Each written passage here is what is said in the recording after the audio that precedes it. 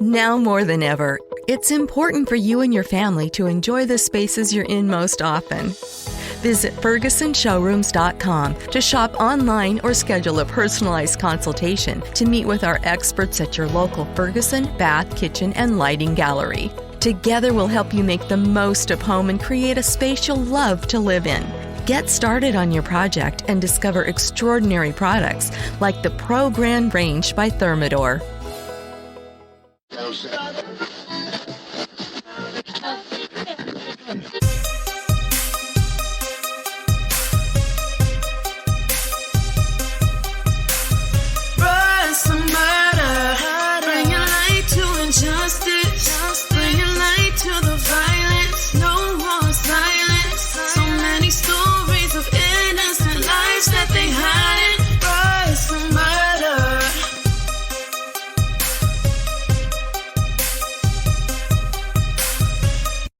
I think that was good.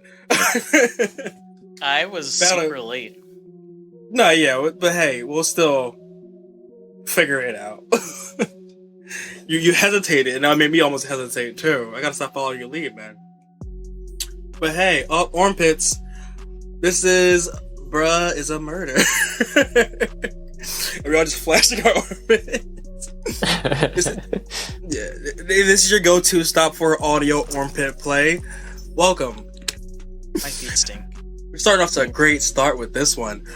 But hey, welcome. We give you true crime cases of color, music, and we try to gross you out in the first 30 seconds if we can. Hey, some people are into armpits. Yeah, I'm not gonna kink shame anyone, Andre. I wouldn't do it publicly, no. But behind closed doors, I'm a bitch. I am ruthless with my curtains closed. But yeah, so this week we are talking about, well, last week we did Injustice Battle. You missed it. It was a fun time. Wish you were there. This week we are doing Justice. I lost my train of thought there for a second. Yeah, we're doing Justice, and I know that you said that you wanted to start off because you had a nice spiel. Yes. Yeah. I think I want to do it for next season too. Like, I still want to give cases every once in a while, but I think for topics that we have, I'd like to give background information and like why it's important that we're covering a specific topic, because I think it helps build what we're talking about, and then also, like I said, to be redundant, elaborate on the topic and why it's important. Big words from a smart man. I like that. Yeah. I know, right? Oh my gosh. Redundant. That's like 3 syllables. Yes. And sorry for missing last week. But I'm not sorry. I had stuff to do. Oh my gosh, leave me alone. Yeah, he was busy AABing me. What is that? Always be berating. Oh, yeah. I totally was. Oops, sorry. Let me mute that. My bad. So yeah, I'm done adulting for the week. Kind of. Because there's other And are you done AABing me? Yes, I am. I called you and I was like, Andre, I know, I'm joking. Am I sensitive? And you're like, yes, you're very sensitive. But that's okay.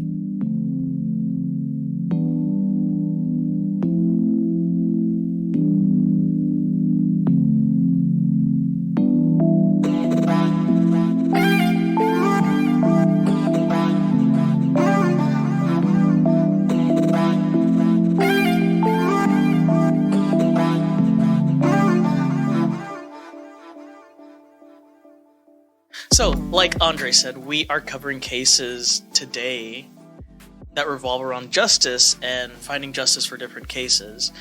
But before we actually talk about this and talk about the cases, I wanted to speak on why it's important that we cover it, because... Speak on it! Yeah. Yes, right? So, okay, everyone. I know I'm not going to be providing, like, a traditional case like I normally would provide. I wanted to talk about the criminal justice system and people of color and different systems in place that affect people of color. And the reason I want to go into the justice system is because oftentimes there's not much of it that is provided to communities of color, it being justice. But just in the last 10 to 15 years, there's been roughly 30,000 murders that have gone without an actual arrest. And nearly 19,000 of those were those of black victims, according to the Washington Post. So I get it, we're all tired of hearing about like this, right? The same thing. Black people? Yeah. Yeah, I get it. Some people are just like, oh my gosh, can we talk about something else? And it's like, no. Just because this isn't last summer anymore doesn't mean we need to stop talking about it. I mean, we're still in quarantine like last summer or so. Right? We're still in quarantine, so... But it's what I've recognized is that all the clout chasers from last year were posting with like social injustice, Black Lives Matter, and I quote, like, we need to do better. People were doing that. It's annoying because people have gone silent now. Mm-hmm. It's like, okay, they got the clout that they wanted from it, they got the follows, whatever, and they're quiet. Get that head, get that bread, then leave. And I hate it, dude, because it's like not as hype as it was before. Yeah. Well, and another thing that they talked about, like, during, like, the BLM protests is they had a ton of, like, influencers that were, like, drawing attention away from actual, like, community organizers and, like, people who were on the ground actually doing work. Who were, like, they were, like, blowing up the BLM hashtag so that, like, people who are actually using it to disseminate information couldn't actually use it. And it's crazy, too, because I feel like people are just sleeping on the issues now, and we should probably be a little bit more proactive about what has gone on and what is going on. So, while you don't have to post every little thing about what you do, I think it's important that if you're not posting about it, you're engaging with the communities to try to be a part of the solution, right? Right? Absolutely, we should at least try to be a part of the solution. So, I want to preface this with that I'm not mad at anyone for not posting or doing whatever. I'm just concerned, and I'm concerned because in the midst of everything that's happening, it's easy to be super motivated to make an impact while things are happening. And the hard part is that being consistent. The hard part is that being consistent with everything that is not currently going on, if that makes sense. So still trying to do things even though things are not happening right this second. So essentially we have to be aware of our surroundings and aware with what's going on in our surroundings. So moving forward a little bit, we know how the criminal justice system is a little bit broken, right? Just a little bit broken. And that communities of color, specifically Black and Latinos, are disproportionately targeted and punished more. And it's a little bit more extreme when they're apprehended. And I'm not saying that punishment shouldn't happen. What I'm saying is that punishments should be consistent regardless of race. Or am I thinking, is that wrong for thinking that? But we've seen this. That tracks. Yeah. Okay. Good. I was hoping that it did, but I wasn't sure. You didn't lose me there. I'm okay, following. But we've seen it time and time again with our cases that we've actually covered. For instance, we remember Cyntoia Brown, who was given life in prison at the age of 15 for murdering someone that was going to kill her, and that was pretty much a pedophile.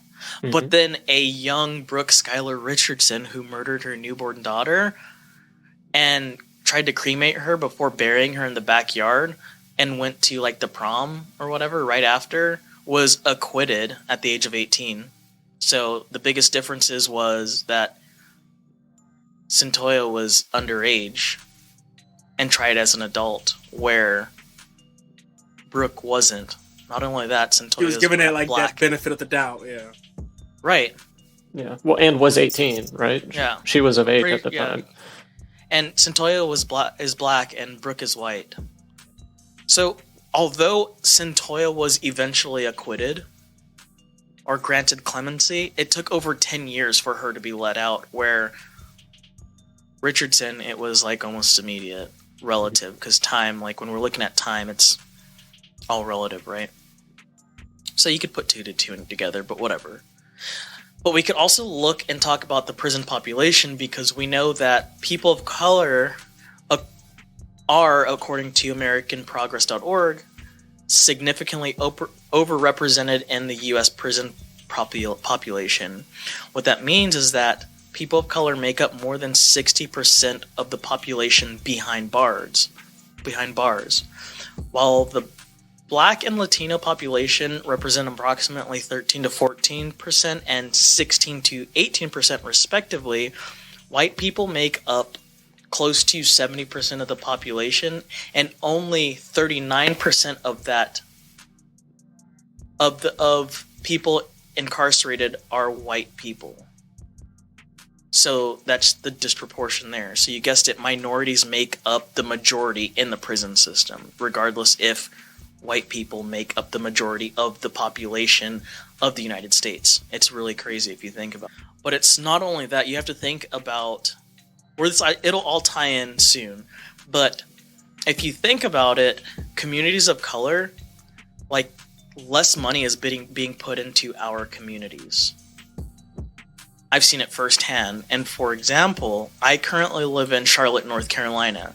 And there are so many areas that have been gentrified so much that the cost of living, specifically renting, can be an upwards of $1,300 for a studio apartment and $5,300 for a 2-bedroom, 2-bathroom apartment. I have the link below of the apartment complex that's charging that. So in Charlotte, there are a lot of historical, and I'm quoting historical districts that had a lot of lower income housing at one time. But because of wanting to have more economic growth, they started to get rid of low income places to bring in these nice structures and facilities to appeal to more richer cultures. So when this happens, what does it do to communities that are poor? They get pushed out. Exactly. They get pushed out of the cities, and it drives them away not just affordable housing, but also drives them away from jobs, and it drives them away from opportunities. So it's just this perpetuating cycle of once you're poor, you're going to stay poor. Yeah. And this is just an example of the area that I live in, where the cost of living is so much more cheaper to somewhere like California, but you can still find apartment complexes that will charge $5,300 a month. And if you don't believe me, just Google search apartments uptown North Carolina or Charlotte, uptown North Carolina, whatever. Well, even out here, like when I live in Jersey, a studio apartment's like $900 at the cheapest, and it's like not including utilities. Right, it's fucking stupid. So now we could talk about traffic stops, especially for people of color with darker skin, and it's more likely that we would be. God damn it. So in traffic stops, people of color, especially people with dark skin, are more likely to be searched relative to their white counterparts. And something that I learned, because I can only talk about my experiences, right? And what I learned at a young age is when I get pulled over, I have to roll all my windows down because it will make the cop feel more comfortable. Not me, but the cop feel more comfortable with, like, okay, I can see inside of the car. Yeah, I have to concede. Yeah, I have to give up, like me feeling like I have rights. But if I want to survive and I want to feel more safe, I just have to roll down the windows to make them feel safe as well. It's wild, right? But that's why I also keep my I keep my patrol cap, my camo patrol cap, like right on my dashboard, and I hang my blue cord on my mirrors too. Yeah. So they walk up, oh, you're in the military? I was like, yeah. And then they get all bro with you. So it's crazy. We have to make different decisions that I don't think like a lot of to accommodate them. Exactly. People have to think about, like, people So don't I don't think get about, murdered. like, okay, yeah, let me do these little things. So if I am pulled over for whatever reason, it'll They be feel okay. good. Yeah. So now, we've talked about the justice system. We've talked about living. We've talked about being pulled over. We could even look at academia and how there are a lot of injustices that happen in academia, in a sense that when a person of color gets in trouble in school, people of color are typically disciplined, again, more harsh, and aren't given consistent discipline relative to their white counterparts. So I can go on and on about this, but at this point is what I'm getting to is that it's something that is fundamentally wrong with how we do things in our society. And it's not just the US, it's actually the world, because anti-blackness and anti-color it's colorism. It's worldwide. It's something that happens. And while I don't have a solution to this worldwide problem, I do have a solution to the micro level, so something smaller. So when I see something that is fundamentally wrong to inalienable human rights for all, I stop and say something. I don't pull out my phone and start recording because I know someone else is going to record. It's easier to record something than actually intervene, because it's like, why the fuck? And that's a weird part of society that I'm seeing more and more too. Is more of just people like feel. I don't know if it's like you feel safer or more disconnected when you have your phone up, so you feel like it's not really happening to you. Yeah. Well, I also think it's like part of the clout chasing and the trying to have the video that goes viral, that kind of mentality of you want to be the one that captures it, not the one standing up for the person. Yeah, you want that 15 minutes. Right, and you shouldn't do that. But if you are in a position to where you could intervene and you can see someone else, just say, hey, can you pull your phone out and record, and then intervene. Someone is going to be around. There are always people watching. So again, that's something that I do. I will stop and get myself involved, not by recording, but by taking action. But I will say, luckily for me, and maybe not luckily for me, at a young age, again, I learned code switching. So I learned this at a young age, and I think that's a lot of reason on it. It makes sense by the way I speak, right? Yeah. I feel like at a young age, I had to, I saw how people who look like me are treated just because of the way that they talk. So I learned how to talk differently, and this is just how I talk now. This is just me. Yeah, and then you go back to your old friends and be like, well, you talk white now. Yeah. It's like, well, my boss is white. The school I go to is white. High school I went to is white. Kind of had to assimilate. It's code switching, and that's what we had to learn. It's a survival tool that people of color had to start using to just be viewed as normal people. But what I'm getting at is that I sound this way so I don't seem threatening to white people. Like when I've heard white people tell me, oh, you don't sound black. Oh my gosh, you're black? What? You are a black man? But no, it's fucking crazy. So I know that in my position as a black man that speaks the way that I do, I can use my language to easily state a problem, why the problem is wrong, and state a solution when I see something that is completely fucked up. You know what I mean? So, finally, while some of the cases that we have today involve justice, that's not always, I want to remind everyone, that's not always the case. Because a lot of times, there are very few people of color who actually receive some type of justice while they're alive. A lot of things happen after we get murdered, after we get killed in the street. That's when I hashtag stuff. Yeah, it's not always immediate. It's not always while we're alive. Things happen after someone dies, and then the fucking community goes into an uproar. So, again, while these are going to be a little bit better cases that we're covering, keep in mind this isn't always the case for us. This isn't always something good is coming out of it, especially when we're alive. So I hope you enjoy what Andre and Robert have to give you today, and I'm sorry but not sorry that I don't have a normal case for you. But thank you. But it'd be like no, that was really good. That was good. That was good. And we'll get right into my case of justice, which is, a bittersweet case, after this break.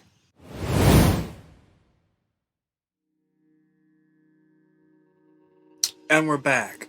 So now, my case comes from the Innocence Project, which is a great organization that helps exonerate people who go to prison for a really long time for crimes they didn't commit. And majority of these cases happen to be also people of color who are getting shafted on these cases. So now, my case is about George Allen Jr. And before I get into what happened and stuff, I'll just start with the crime itself, then go into everything else. So now, on the evening of February 4th, 1982, a young woman was discovered dead in her home by her live-in boyfriend, who called police. The autopsy showed that the cause of death was multiple stab wounds to the victim's back and neck, and there was evidence of a sexual assault too. So now initially police suspected a non-sex offender, Kirk Eaton, whose brother resided in the victim's apartment building, as one of the people, as someone who could have done it just because like proximity, and the victim's boyfriend also like spotted, like pointed him out as a suspect early on. Now on March 14th, 1982, by a chance encounter, police approached George Allen several blocks away from the victim's home and actually mistaken him for the person that they were trying to look for. They brought him into questioning, and Detective Herbert Riley later realized the mistake, but still, after realizing the mistake, initiated an interrogation into Allen anyway. So the Allen, who has an extensive history of severe mental illnesses and hospitalizations for schizophrenia, among other things, eventually confessed to raping and murdering the victim. And I do want to highlight this as a bit more fucked up than usual, because we see a lot where police coerce someone into confessing for a crime they didn't commit. And a lot of times in those instances where we see that, the person they're having coerced to a crime has some sort of mental impairment or a disability. Like, for example, in Making a Murderer, remember the guy's younger cousin who's like mentally delayed, and they talked him into confessing for a crime he didn't even commit. It's a fucked up thing that happens, and I just want to really point that out, how that was fucked up. So now, ultimately, Allen was convinced by Dr. Riley that the police had evidence against him. So he thought that police legitimately had evidence against him, connecting him to this crime, which wasn't true. They lied. His protest of his innocence was futile, and consequently, the only alternative was a false confession. So during the interrogation on the tape, it's heard that Allen told police that he's actually drunk.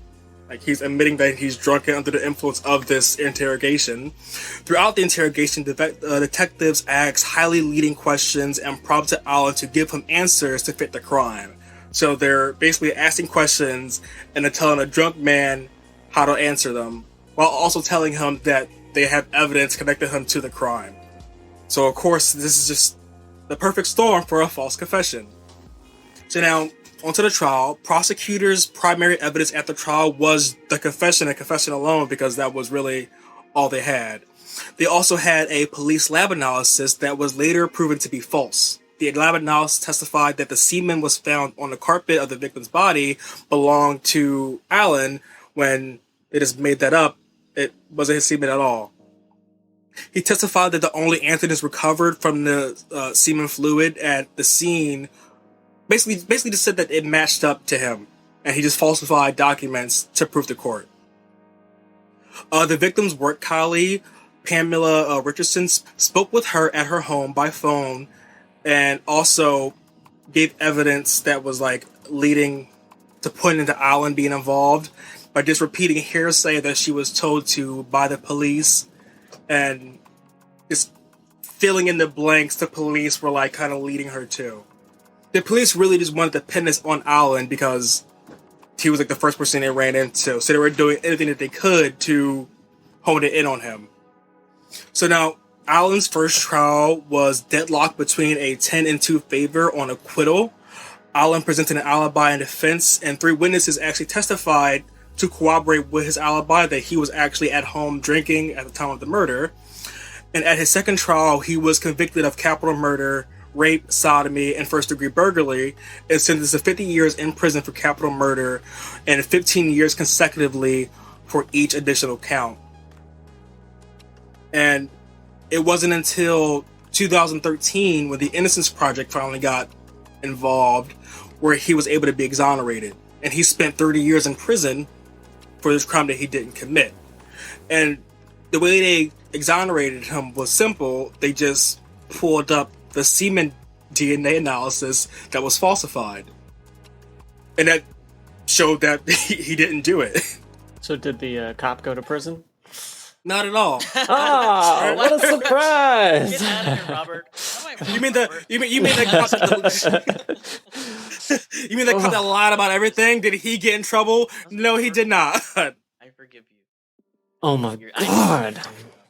It kills. Like, how is that not a crime? Like, that is so much more evil than, like, so many crimes that, like, people get stood up for. Like, Right? planting drugs on someone, you should be able to get, like, twice the sentence of having drugs on you. Yeah. Like, make it such a punishment that a cop would never risk doing it. But it gets worse. It gets worse for me after this because he was exonerated in 2013, and he really couldn't enjoy the rest of his life as a free man because he died in 2016 outside of his home. So he got out, spent 30 years in prison, and then 3 years later died. And I feel like he got justice for getting his name cleared because, like, rape is one of the worst things. Rape and murder, like, two of the worst things you can have, like, put against you. Right. And to have that be part of your name and, like, part of your family's name. So, yeah, he got justice and being exonerated through the Innocence Project, but he had 3 years left to just kick around, and it's not fair. Like you said, the fucking detectives who are all involved should be in trouble, at least, right, for falsifying information to put this man behind bars. Especially because there's a rapist and a murderer out there who wasn't Someone caught. who has a history of it, who wasn't caught. Right. Yeah, make it make sense. That's all I have to say. Yeah, that's my case by George Allen. I was gonna say that doesn't feel like justice. Damn. I said it was gonna be bittersweet. Like, there's justice, but you're still, right. You're right. Well, and I am glad that his name was cleared. Like, that is no small thing. The Innocence Project does incredible work. And you have to think, too, again, it goes back to what I said earlier, like, it takes time for, like, justice to actually happen, and, like, if you don't die before, like, anything comes... You get justice, yeah. Right? Like, Well, I mean, even his family, I'm sure, were... affected in the community as this, like, you're gonna black be mark looking on their name of, your son, your cousin, whoever it was, committed this horrible act. So, like, people will treat you and your family differently. And then, like on our last episode, Robert, we talked about how, like, the victim's family, how they were kind of happy that the person, died in the Brandon Bernard case. It's like, even on this end, that family now got robbed of their justice. Everyone could just see my face and how disgusted I look. Yeah. I mean, like, even his family who thought that the right person was behind bars, now they're like, well, shit, this poor dude Right. spent time for a crime he didn't commit, and the person who did kill my loved one is still out there. Yeah, I'm sure they have an immense amount of guilt about, anything they did to further that sentence. Yeah, or anything to even say. Yeah, no, it's fucked up. Damn.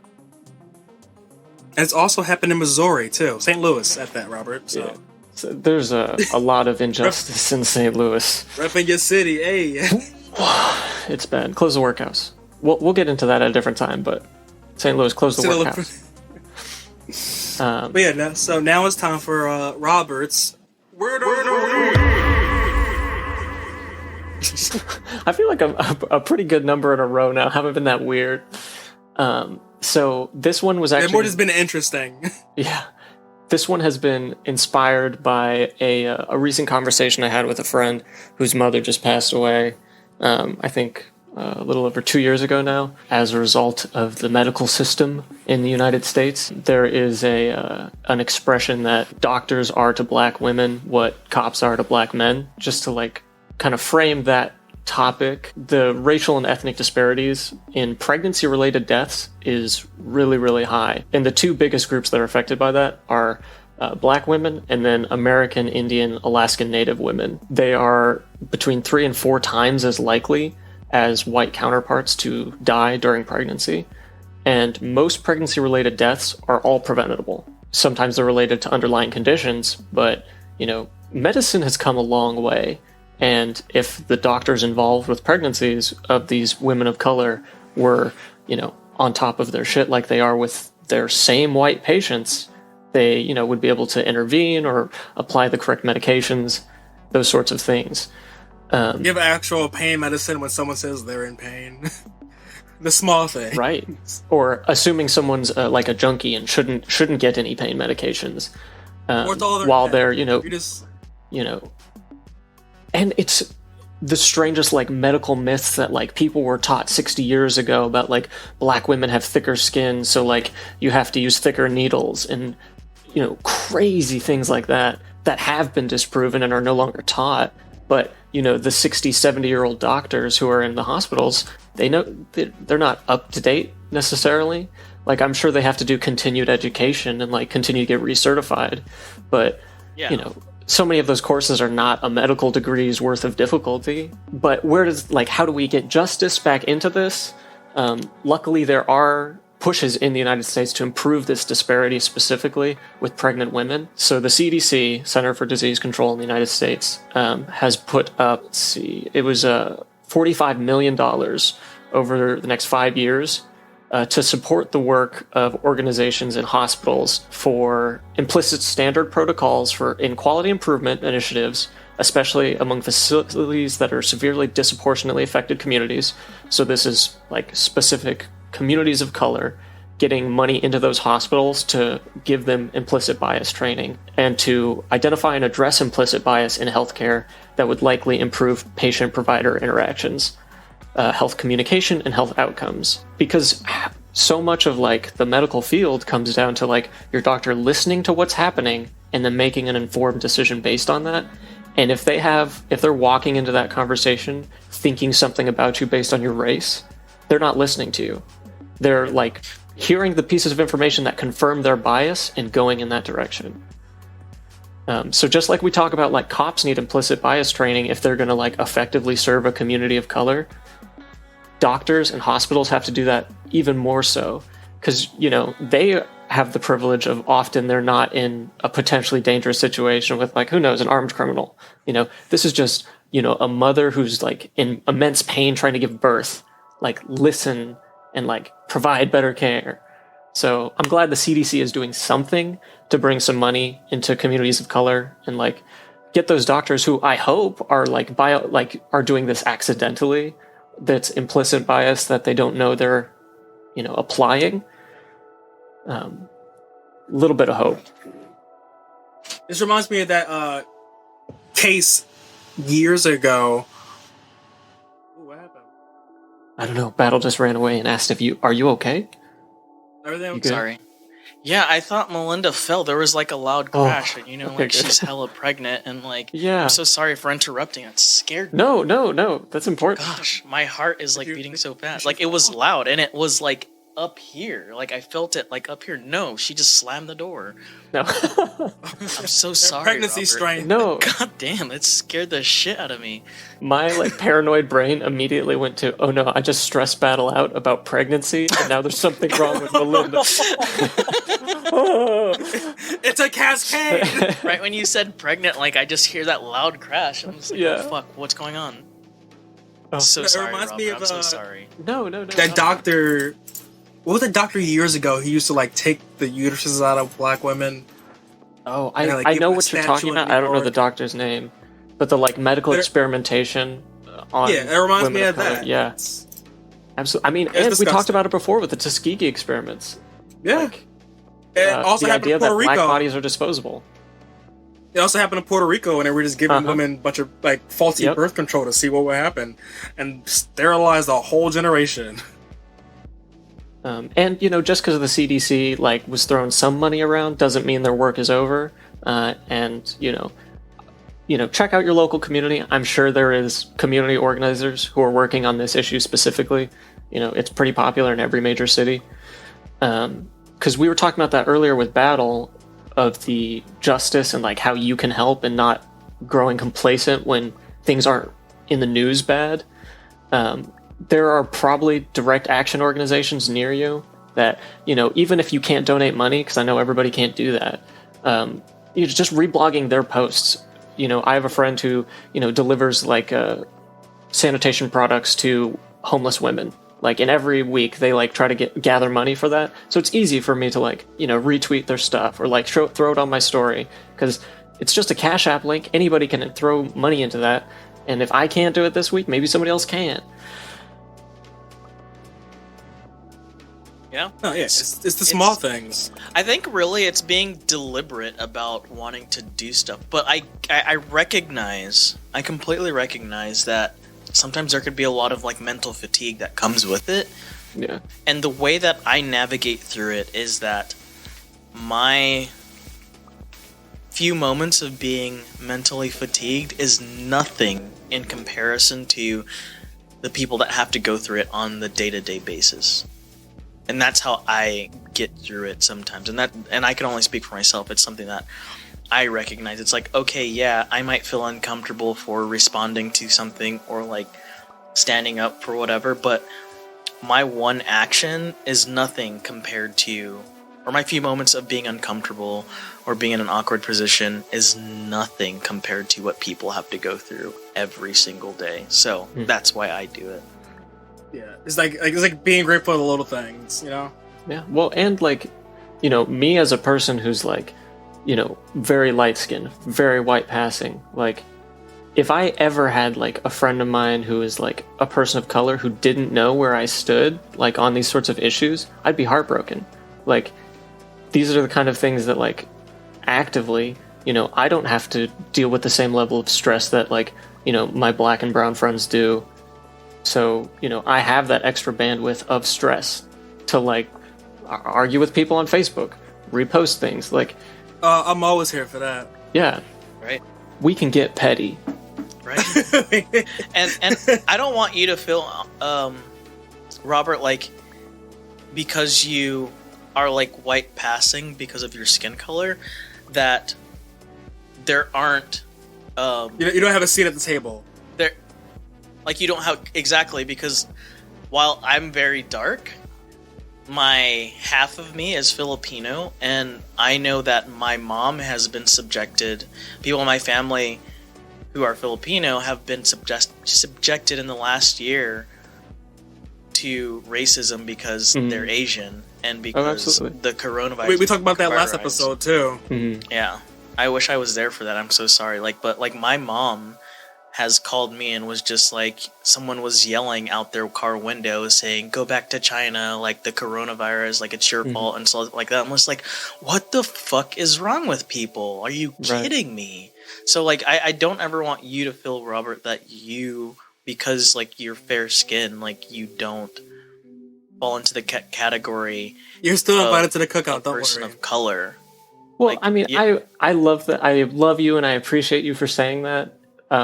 When I like think of like racial justice and things in the United States that need the most attention right now, it's black issues and brown issues. And like, while you know, obviously we were advocating for like protection of like my Asian American brethren last week, like, and I will continue to do that. Like, we have to like speak the truth to power that like black and brown people experience like a specific degree of like evil in our culture that we have to like actively fight. And I appreciate that, dude. I love you too. Oh my gosh, this is so much nice. This is so nice. Andre, you are. The fucking feels. No, I'm kidding. I love you too. I love you, Andre.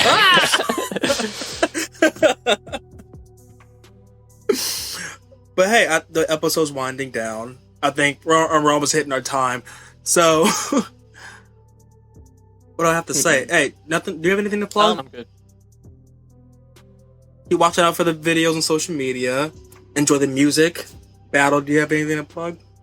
I just want to, if people that are listening, if you can give me feedback on what you think about our next season, if I take a step back from having cases all the time, and if you would all be comfortable with hearing Battle talk about the bigger picture, the high level view on why we chose the cases that were, or the topics of the cases that we're choosing. I would really love feedback, and let me know. That was my dog. What a fucking bitch. But let me know. Literally. Let me know if that is something that you would like to hear next season, because I think as we're progressing forward and we're growing as a podcast, we can start doing different things, but also still provide great content that we provide. So please give me feedback in the comments or DM us. Yeah, and that's we're always here on the gram.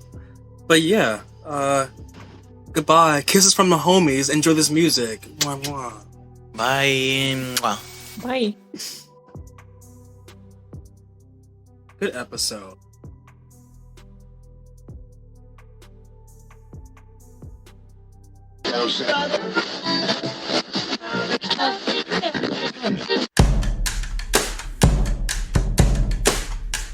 Yes, I'ma love you like you love Johnny Cash. I'll be your gangster, I'll be your man in black. I know what I'm doing, yeah, don't need a map. I got the juice to throw your train off the track. Honey, do whatever you want, I'll be watching. Get a little too close, oh, so now we're touching. No, I'm not fronting, I'm just stating a fact. I'll rock your world, I'll knock you flat on your back. When I'm broke, I'm really good boy. When I'm bad, I'm better. When I'm good, I'm really good girl. When I'm bad, I'm better.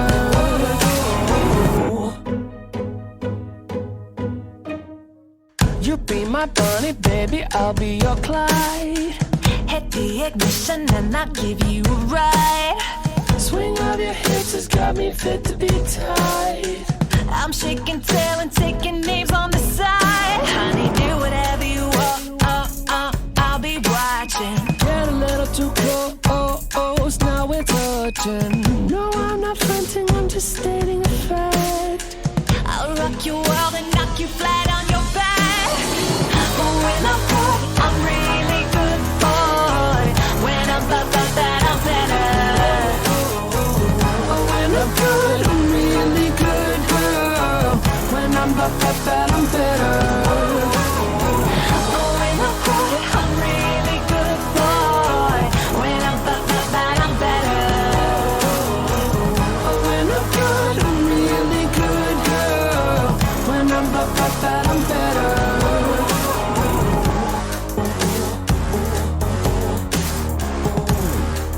When I'm bad,